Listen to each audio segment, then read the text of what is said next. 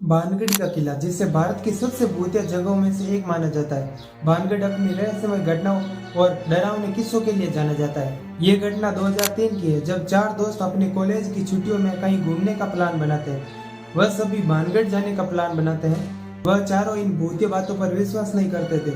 वह सिर्फ इस यात्रा को रोमांच के रूप में ले रहे थे। वह चारों दोस्त जयपुर के रहने वाले थे। वह चारों दोस्त जयपुर से सुबह निकले और दोपहर को भानगढ़ पहुंचे। जब चारों दोस्त भानगढ़ पहुंचे तो उन्होंने एक बार बोर्ड लगा देखा। बोर्ड पर लिखा था, यहाँ पर सूर्यास्त के बाद जाना मना है।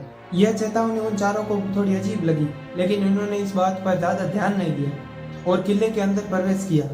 वह चारों दोस्त किले के अंदर जाकर एक कमरे में छुप गए और रात होने का इंतजार किया। जैसे ही रात हुई, वहां पर कोई नहीं था, यहाँ तक कि गार्ड भी अपने घर जा चुके थे। अब चारों दोस्त कमरे से बाहर आए और बाहर घूमने लगे। किला बहुत ही बड़ा था और वहाँ का वातावरण बहुत ही साफ था। जब वह किले के अंदर गए तो उन्हें एक अजीब सी ठंडक महसूस हुई, जबकि बाहर गर्मी थी। उन्होंने सोचा शायद किले के अंदर मौजूद नमी की वजह से यह सब हो रहा है। वे सभी किले के अलग अलग हिस्सों को देखने लगे। जब वे किले के बीच में स्थित मुख्य महल के तरफ बढ़ रहे थे, तभी उन्हें एक हल्की सी गूंज सुनाई दी। ये गूंज एक स्त्री की हंसी की थी। पहले तो उन चारों ने सोचा ये सिर्फ हमारी कल्पना है, लेकिन जैसे जैसे वह आगे बढ़ते गए, यह हंसी की आवाज तेज होती गई। राहुल, जो इन बातों पर बिल्कुल भी यकीन नहीं करता था, उसने कहा, चलो इस आवाज का पीछा करते हैं। उन तीनों ने भी राहुल की बात मान ली और उस आवाज का पीछा करने लगे। वह चारों दोस्त एक पुराने मंदिर की तरफ गए, जहाँ से आवाज आ रही थी। वह चारों दोस्त जैसे ही मंदिर के पास पहुंचे तो आवाज आना बंद हो गई। वहाँ उन्हें कुछ भी नहीं दिखा, सिवाय एक मूर्ति के जो आधी टूटी हुई थी।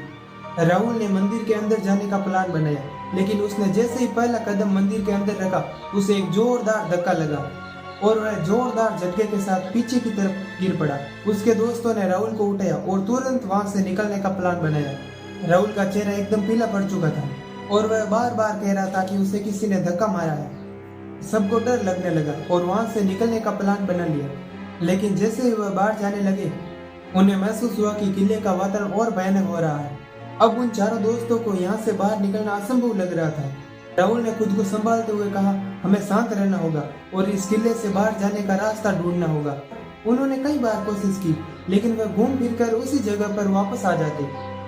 चारों दोस्त पूरी तरह से घबरा चुके थे। अंधेरा गहरा होता जा रहा था और किले की दीवारों से अजीब सी आवाज आने लगी। तभी उनमें से एक दोस्त अनुज ने देखा कि किले की दीवारों से भयंकर साए उभर रहे हैं।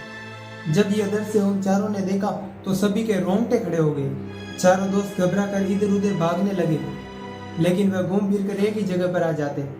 उन सभी ने मिलकर प्रार्थना की और बाहर निकलने की कोशिश की। इस बार वह बाहर निकलने में कामयाब रहे। जैसे ही चारों दोस्त बाहर निकले, वह तेजी से भागने लगे।